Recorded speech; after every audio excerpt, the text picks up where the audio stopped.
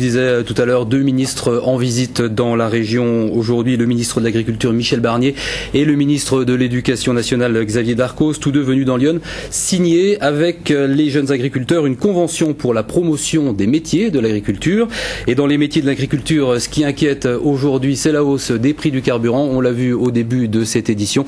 Les agriculteurs sont venus le faire savoir au ministre. Reportage de Théo Souman et Damien Rabézen. On est assez impressionné, mais merci d'être venu. En patois savoyard, on dit on fait pas de gogne.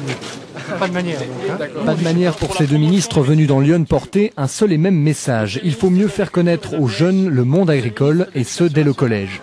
Michel Barnier et Xavier Darcos ont signé une convention pour que la découverte professionnelle de ce secteur se fasse de la classe de 5e à la 3e par des visites, des stages et une information sur les cursus scolaires. Un dispositif prévu pour la rentrée 2008 qui sera généralisé en 2009.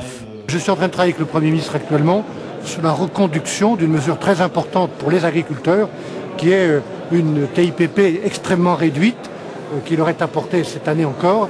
Et donc nous attachons à renouveler cette mesure et le Premier ministre doit prendre une décision dans les prochains jours. Au programme de la journée, une visite d'une exploitation de Moulins-sur-Ouanne, puis quelques échanges avec des collégiens d'Auxerre et des élèves inscrits en lycée agricole. Le message est encourageant. Michel Barnier note même un regain du nombre d'installations de jeunes agriculteurs ces dernières années.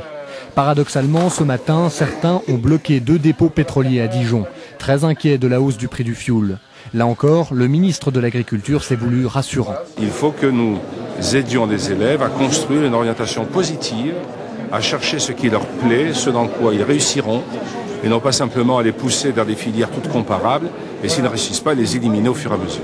Il faut passer de l'élimination à la construction d'un destin. C'est bien cette agriculture en quête à la fois de soutien et de nouvelles vocations que sont venus défendre les deux ministres.